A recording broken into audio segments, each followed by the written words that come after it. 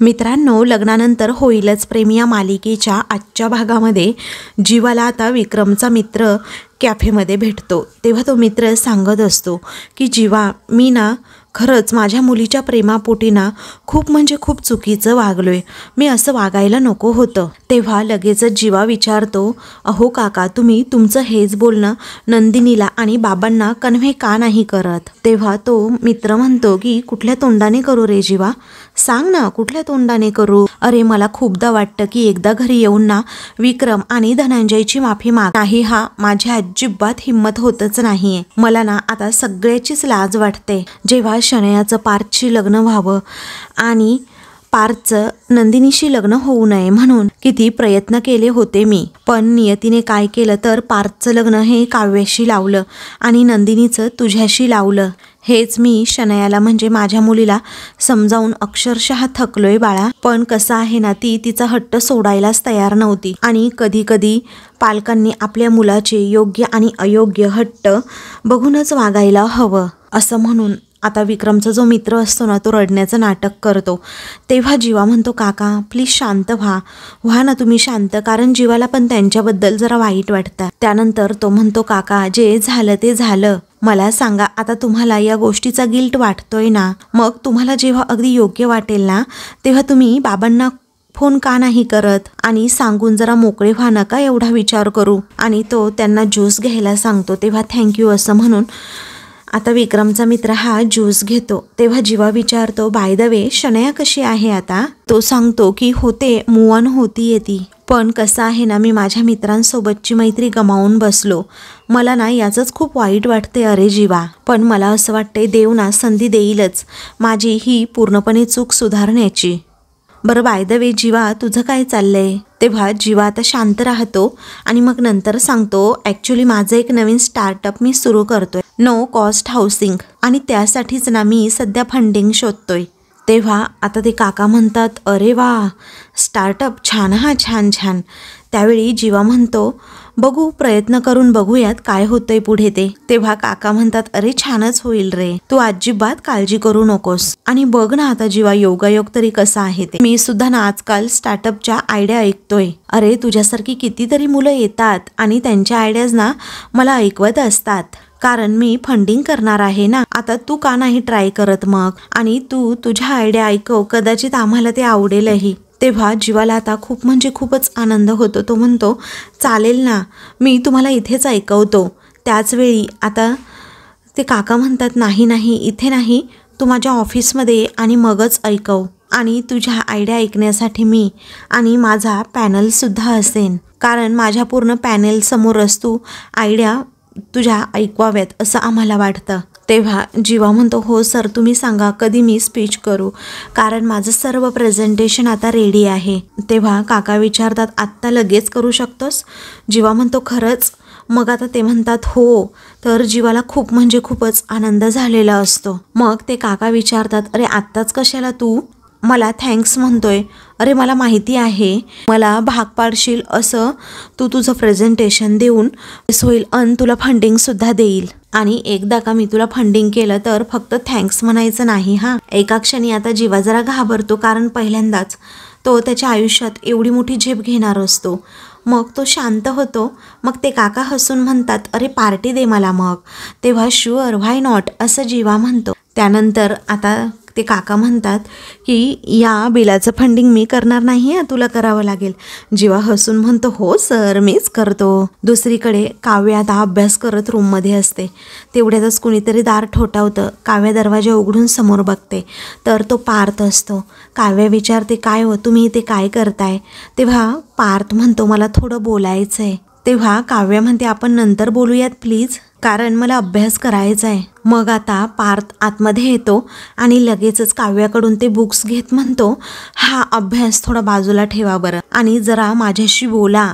तेव्हा काव्या ओरडते आणि म्हणते, चांगली लिंक लागली आहे, ती तोडू नका प्लीज, करू द्यात की मला अभ्यास।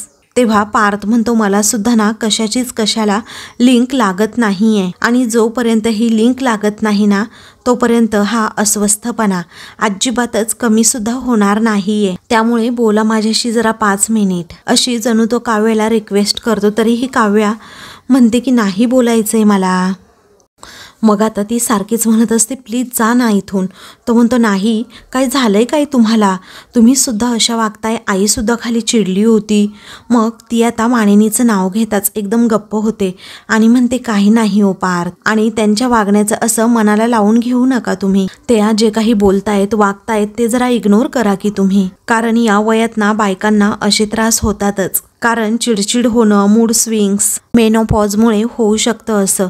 तेव्हा आता पार्थ म्हणतो हे बघा, मेनोपॉजमुळे ही काही चिडचिड होतीये ना ती पूर्णपणे वेगळी असते, आणि मला वाटतंय मुळात आईचा ना वादाचा मुद्दाच वेगळा आहे. आणि काहीही झालं तरी आई अशी नाहीये, आणि तुम्ही सुद्धा, असं तो ठामपणेच काव्याला म्हणतो. मला सांगा आता काव्या, काय लपवताय तुम्ही. तेव्हा काव्या म्हणते काहीही लपवत नाहीये, आणि तुम्हाला शांतपणे सांगते काहीही झालेलं नाहीये, आणि तुम्ही परत परत परत परत तीच गोष्ट गिरवत बसू नका ना प्लीज. मी सांगितलंय ना तुम्हाला एकदा, जा बरं इथनं, सोडून द्या आता विषय. तेव्हा पार्थ म्हणतो देतो, ठीक आहे सोडून देतो, मी लगेचच सोडून देतो, फक्त हेच माझ्या तुम्ही डोळ्यात बघून सांगा बरं.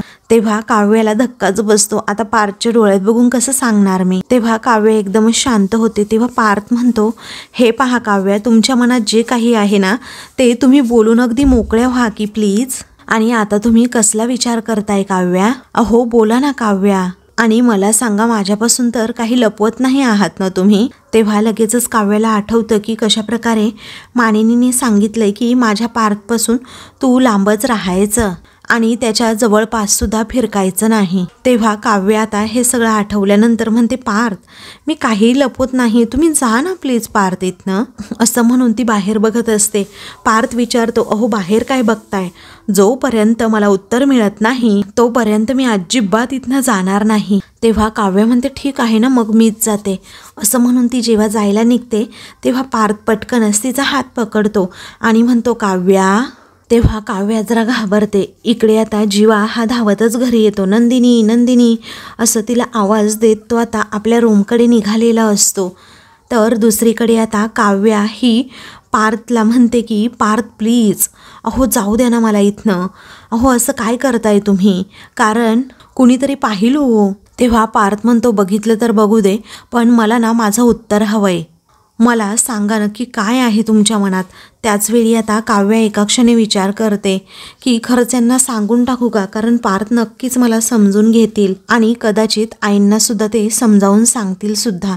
तेव्हा पार्थ शांतपणे म्हणतो हो काव्या सांगा ना, सांगून मोकळ्या व्हा काव्या प्लीज. पण आता तिचं दुसरं मन म्हणतं की नको सांगू, कारण पार्थलाही धक्का बसेल, पार्थ हा धक्का कधीही सहन करू नाही शकणार. म्हणून ती त्याला म्हणते काहीच असं सांगण्यासारखं नाही आहे ओ पार्थ, आणि खरंच मी काही लपवत नाही आहे तुमच्यापासनं, त्यामुळे तुम्ही सोडा ना माझा हात पार्थ, प्लीज जा की तुम्ही इथून. तेवढ्यातच तिचं लक्ष आता मानिनीकडे जातं, कारण मानिनी दारात उभी असते. मग आता काव्याला खूप मोठा धक्का बसतो. काव्या आता पार्थकडे बघतच राहते. त्यानंतर काव्या पटकनच पार्थच्या हातातून आपला हात आता सोडून घेते आणि बिचारी खाली मान घालते. तर मानिनीचा पारा चढलेला असतो. रागातच ती त्या दोघांकडे बघते. तर आता मानिनी ही त्या दोघांसमोर जाऊन आता उभी राहते. काव्याच्या मनाची धाकधूक मात्र अजूनही वाढलेली असते. तर दुसरीकडे आता नंदिनी आपल्या रूमची साफसफाई करत तेथे बेडवर चढलेली असते. तेवढ्यातच जीवा धावत तेथे येतो आणि म्हणतो नंदिनी मला फंडिंग मिळालं. तेव्हा नंदिनी पटकन झाडू खाली टाकते आणि विचारते काय म्हणताय जीवा तुम्ही. तेव्हा जीवा म्हणतो हो नंदिनी, अगं मला फंडिंग मिळालंय. हे ऐकून आता नंदिनीला खूप आनंद होतो आणि दोघेही आता त्याच आनंदात असतात. तेव्हा जीवा पटकनच नंदिनीला घट्ट मिठी मारतो आणि नकळतपणे नंदिनीसुद्धा त्याच्या मिठीत जाते. मग आता जीवाच्या डोळ्यात पाणी येतं आणि तो म्हणतो फायनली मी माझ्या आता हिमतीवर उभा राहणार आहे, माझ्या पायावर उभं राहणार आहे नंदिनी, आणि हे सगळं ना फक्त आणि फक्त तुझ्यामुळे झालंय. मला असं वाटतंय ना नंदिनी की मी माझ्या आयुष्यात खूप म्हणजे खूप पुढे जाणार आहे. नंदिनी त्याला विश्वासाने सांगते नक्कीच जाणार जीवा, तुम्ही खूप पुढे जाणार आणि मी नेहमीच तुमच्या मागे उभी असेल. जीवा म्हणतो मागे नको तर तुम्हाला अगदी सोबत हवी आहेस नंदिनी, असं म्हटल्याबरोबरच नंदिनीला रिअलाईज होतं की आपण तर 6 महिन्यात डिवोर्स घेणार. तर त्यालाही आठवतं की खरंच तर आपण 6 महिन्यात आता डिवोर्स घेणार आहोत आणि सोबत कसं उभं असणार. मग दोघांनाही एकत्र समजल्यामुळे ते दोघे एकदम शांत होतात आणि एकमेकांपासून असे बाजूला होतात आणि पटकन एकमेकांकडे पाठ करून उभे राहतात. तर दुसरीकडे आता पार्थ हा मानिनीला विचारतो, आई अगं तुला नक्की काय झालंय? तेव्हा मानिनी म्हणते, नाही रे पार्थ, नक्की काही नाही झालं. तो विचारतो, खरंच आई? मग आता काव्या मानिनीकडे बघतच राहते. तर मानिनी म्हणते, हो अरे पार्थ, मला काहीच झालेलं नाहीये. हे बघ पार्थ, अरे मुलांची काळजी वाटणं आणि त्यामुळे चिडचिड होणं अगदी स्वाभाविक आहे रे, पण तू जे समजतोस तसं काही झालेलं नाहीये. तेव्हा नक्की का, असं पार्थ विचारतो. तेव्हा मानिनी म्हणते, हो रे बाबा, किती वेळा सांगू तुला, आता मला तू सांग, तू इथे काय करतोस? तेव्हा काव्या आणि पार्थ दोघेही एकमेकांकडे बघतच राहतात. त्यानंतर ती विचारते, काय रे तुला काही काम नाहीये का आज? मग आता पार्थ म्हणतो, तुमच्या दोघींबद्दलचे विचार माझ्या डोक्यामध्ये घोळत असल्यानंतर माझं काम तरी कसं होईल सांग बरं, कारण घरात सतत काही ना काही घडतंय. मी अक्षरशः सैरभैर झालोय आणि म्हणून मी काव्याशी जरा बोलायला आलो होतो. मी तुझ्याबद्दलच तिला विचारत होतो, बोलत होतो. तेव्हा मानिनी अजूनच रागात काव्याकडे बघते आणि विचारते, काय रे माझ्याबद्दल विचारत होतास का तिला? मग तो म्हणतो, हो. तेव्हा मानिनी विचारते, माझ्याबद्दल नक्की काय बोलत होतात? तेव्हा पार्थ शांत राहतो आणि म्हणतो, आई माझं गट फिलिंग सांगत होतं नक्कीच काही ना काहीतरी गडबड आहे आणि म्हणूनच मी काव्याशी इथे बोलायला आलो, पण तुला सांगू त्या काही सांगतच नाहीयेत. मग आता मानिनी विचारते, पण तिच्याकडे सांगण्यासारखं काही आहे का रे पार्थ? असं म्हणून अजूनच ती रागात काव्याकडे बघते. तर काव्या सुद्धा आता मानिनीकडे पाहत असते. मी एवढी काय मोठी चूक केली आहे जेणेकरून मानिनी काकू मला एवढ्या धारेवर धरतायत, असाही काव्याला प्रश्न पडलेला असतो. पार्थला मात्र हे कोडं उलगडलेलं नसतं. मानिनी कोड्यातच बोलत असते. पार्थ म्हणतो, म्हणजे तुझ्या बोलण्याचा अर्थ मला नाही समजला आई. तेव्हा मानिनी म्हणते, म्हणजे अरे तिच्याकडे काही सांगण्यासारखं आहे का? आणि सध्या ती फक्त आणि फक्त अभ्यासच करतीये ना, त्यामुळे असा अभ्यास सोडून दुसरं तरी काय असणार तिच्याकडे पार्थ, कारण अभ्यास खूप महत्वाचा आहे. तेव्हा पार्थ म्हणतो, आई अगं अभ्यास महत्वाचा आहे, परंतु मग आता मानिनी एक शब्द देखील त्याला तोंडातून काढू देत नाही आणि पण वगैरे करू नको रे, अभ्यास महत्वाचा आहे की नाही एवढं सांग. आणि तू जर असा येऊन तिच्याशी बोलायला लागलास, टाइमपास करत राहिलास तर तिला डिस्टर्ब नाही होणार का पार्थ, सांग बरं? आणि मग अभ्यास कसा होईल तिचा, हो की नाही? आणि आता ती अभ्यास करण्यासाठी ते शिफ्ट झाली आहे ना पार्थ, आणि म्हणून सांगतेय बाळा मी, तिला डिस्टर्ब नको करू. आणि तुला सांगू, मी तर म्हणतेय तिला फक्त आणि फक्त सध्या ना अभ्यासच करू देत, कारण अभ्यासच केला तर दुसऱ्या कुठल्याही विषयाचा विचार तिच्या मनात कधीही येणारच नाही. त्यानंतर आता काव्याला आठवतं की कशा प्रकारे मी मानिनी काकूंना म्हटली आहे की मी काहीही पाप केलेलं नाही आहे. मग आता मानिनीने ते सिद्ध करून दाखवायला सांगितलेलं असतं. तेव्हा मी नक्कीच सिद्ध करून दाखवेन असा काव्याने सुद्धा शब्द दिलेला असतो. त्यामुळे मानिनी आता म्हणते, हे बघ काव्या, तुला सिद्ध करून दाखवायचं आहे ना मला. मग आता काव्या काहीच बोलत नसते, बिचारी एकदम गप्प असते.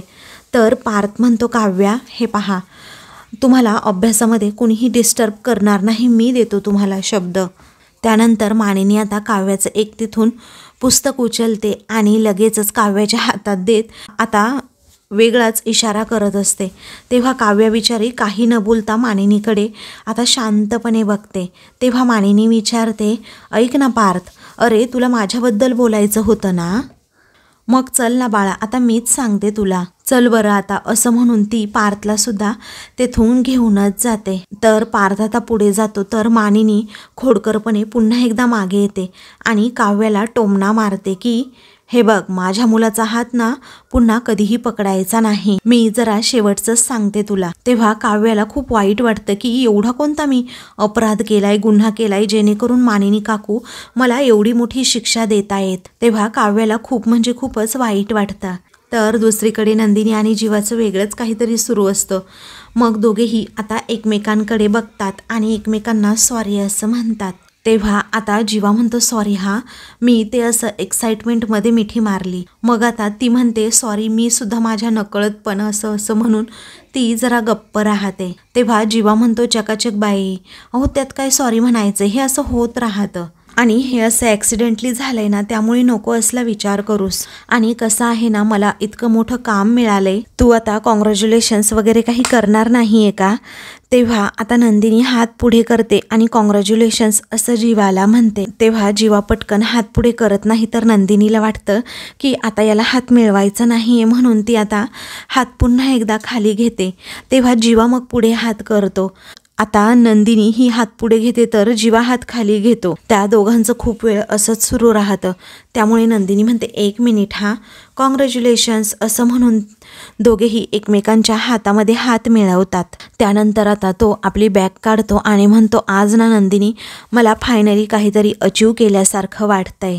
म्हणजे लास्ट बॉलला असं सिक्सर मारल्यासारखं किंवा लाठीकाठीची मॅच जिंकल्यासारखं आणि मोदकाची पारी अगदी परफेक्ट जमून आल्यासारखं. आणि हे सगळं फक्त व फक्त तुझ्यामुळे होतंय नंदिनी. तेव्हा आता तो नंदिनीकडे बघतच राहतो, कारण नंदिनी त्याच्याकडे खूप वेळ पाहत हसत असते. तो विचारतो काय झालं आता? मग ती म्हणते काही नाही, मी तुमच्यासाठी चहा घेऊन येऊ का? तेव्हा तो म्हणतो यस यस व्हाय नॉट. अगं तुझ्या हातचा परफेक्ट आणि मस्त कडक चहा पिता पिता काय झालं, कसं झालं, मला हे काम कुणी दिलं, हे फायनान्स कुणी केलंय, हे अगदी सगळं सांगायचंय तुला. तेव्हा नंदिनी म्हणते अच्छा, म्हणजे हे अजून सांगायचंच आहे. तर जीवा म्हणतो हो हे तर अजून सांगायचंच आहे, पण म्हणजे तुला ऐकायचं नाहीये का? मग तो थोडा नंदिनीवर रुसतो आणि म्हणतो म्हणजे तुला ऐकायचं नाहीये ना, ठीक आहे असं म्हणून तो शांतपणे बसतो. तेव्हा नंदिनी आता त्याच्याजवळ बसते आणि म्हणते मिस्टर पसारेवाला, अहो सांगा ना नक्की कशी केली ही आयडियावर, कसं प्रेझेंटेशन दिलं, कसं काम मिळालं? तेव्हा जीवा लगेचच आता गाल फुगवून बसतो. नंदिनी त्याला फोर्स करते, अहो बोला ना जीवा. तेव्हा जीवा म्हणतो काय झालं ना, मी कॅफेमध्ये बसलो होतो आणि ऑलमोस्ट माझं डिझायनिंग अगदी कंप्लीट होत आलंच होतं. अचानक असा लॅपटॉपसुद्धा स्विच ऑफ झाला आणि बॅटरीसुद्धा लो झाली आणि त्यातल्या त्यात मी चार्जर नेला नव्हता, मी चुकून विसरलो अगं. तेव्हा नंदिनी डोळे मोठे करून त्याच्याकडे बघते आणि विसरभोळे कुठले असं म्हणते. तो आता म्हणतो पुढे काय झालं हे तरी विचार ना अगं. मी खूप पॅनिक झालो, मला कळेनासं झालं की काय करावं पुढे. मग म्हटलं कॅफेमध्ये विचारूया सगळ्यांना कुणाकडे चार्जर भेटतोय की नाही. सगळ्यांना विचारलं, कुणाकडेही चार्जर नव्हता. तेव्हा अचानकच माझ्या राईट साईडकडून आवाज आला, तुझ्या लॅपटॉपचं चार्जर आहे माझ्याकडे. मी त्यांच्याकडे बघतच राहिलो, पण गेस हॉट कोण होतं? त्यांनी मला चार्जर दिला ना, प्लस त्यांच्या कंपनीमध्ये माझ्या स्टार्टअपची आयडिया सुरू करण्याची परमिशन सुद्धा दिली. मी त्यांच्या ऑफिसमध्ये गेलो, त्यांच्या अख्ख्या पॅनल समोर मी माझी आयडिया सुद्धा अगदी प्रेझेंट केली. नंदिनी विचारते अहो काय सांगताय काय? तेव्हा नंदिनी आता खुश असते आणि विचारते काय हो, तुम्हाला टेन्शन नाही आलं का प्रेझेंटेशन देताना? तेव्हा तो म्हणतो अरे बापरे टेन्शन, अक्षरशः ना वाट लागली होती माझी, काय करू आणि काय नको ना असं मला झालं होतं. आता तुला म्हणून सांगतो, इतक्या एसी मध्ये सुद्धा मला घाम फुटला होता अगं. मी ना अक्षरशः प्रचंड नर्वस झालो होतो, पण तू किचन मध्ये त्या दिवशी मला जे मोटिवेशन दिलं ना तेच मला आठवलं. मग काय प्रेझेंटेशन त्यांच्या समोर केलं आणि ते माझं प्रेझेंटेशन पाहून अगदी स्पीचलेस झाले. हो, पण 1-2 सजेशन दिले आहेत त्यांनी, ते पण होऊन जातील अगं. पण तुला सांगू माझी आयडिया ना त्यांना खूप आवडली अगं आणि इमिजिएटली लगेच फंडिंग करायला सुद्धा तयार सुद्धा झाले. तेव्हा नंदिनी खुश होते आणि विचारते अहो काही सांगताय काय? खरंच कमाल आहे हा, आणि मला ना तुमच्या या कॉन्फिडन्सचं खरंच म्हणजे खरंच खूप खूप कौतुक वाटतं. म्हणजे कुठली तयारी नसताना सुद्धा तुम्ही तुमची आयडिया प्रेझेंट सुद्धा करून आलात आणि त्या चार्जर देणाऱ्या माणसाचं ना अगदी मनापासून आभार. अहो त्याने चार्जर तर दिलाच, परंतु आयडिया प्रेझेंट करण्याची संधी सुद्धा दिली. तेव्हा जीवाला थोडासा धक्का बसतो, कारण त्या माणसाचं नाव ऐकल्यानंतर नंदिनी डिस्टर्ब तर नाही होणार ना, एका क्षणी त्याच्या मनात विचार येतो.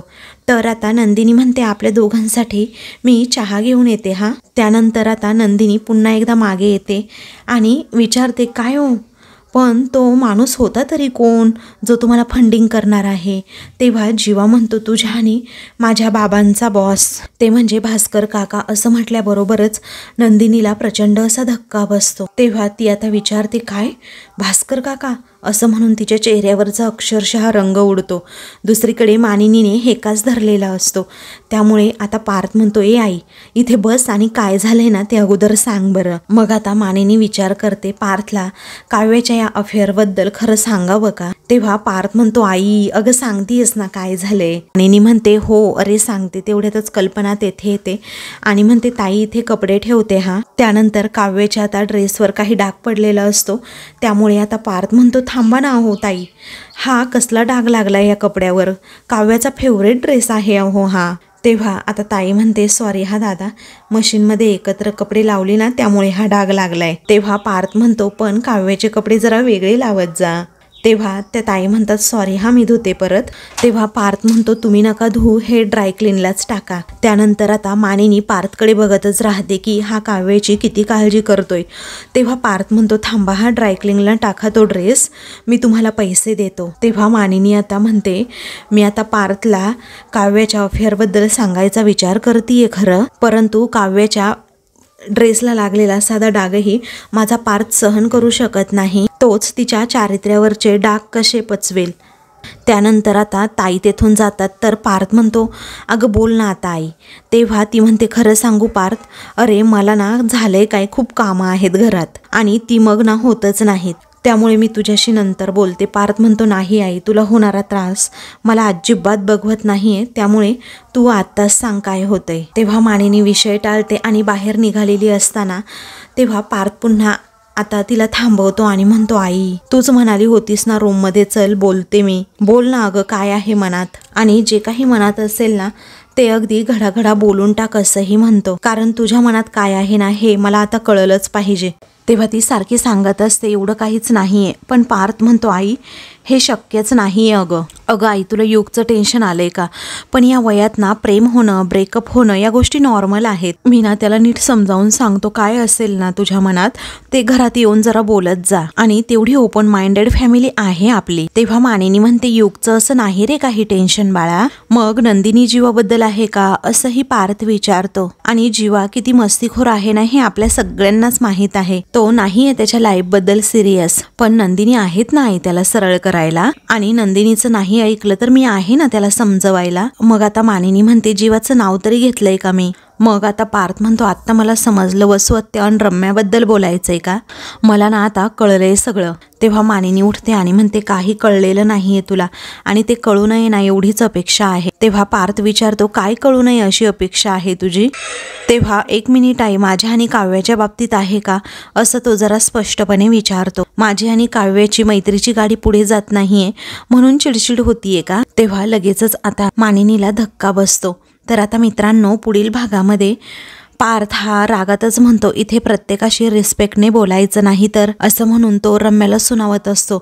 तेवढ्यातच पार्थला जोराचा ठसका लागतो. त्यावेळी काव्य म्हणते, पार्थ हे पाणी घ्या बरं. मग मानिनी लगेच तिच्या हातातून तो ग्लास घेत पार्थकडे देते. तेव्हा काव्याला वाईट वाटतं. त्यानंतर नंदिनी वसूला म्हणते की तुम्ही जर पुन्हा माझ्या घराला त्रास देण्याचा प्रयत्न केला तर यावेळी ना मात्र मी तुम्हा स्वतःला घराबाहेर काढेन. असं म्हणून जेव्हा नंदिनी तेथून जाते ना तेव्हा वसू म्हणते, आता जो काही त्रास देणार आहे ना तो मी तुलाच देणार आहे. बघ आता तुझ्या आयुष्यामध्ये खूप मोठा स्फोट घडणार आहे असं वसू म्हणते. तर दुसरीकडे आता नंदिनीला असं फील होत असतं की काहीतरी वाईट घडणार. अशाच मालिकेंचे पुढील भाग पाहण्यासाठी चॅनलला सबस्क्राईब करा.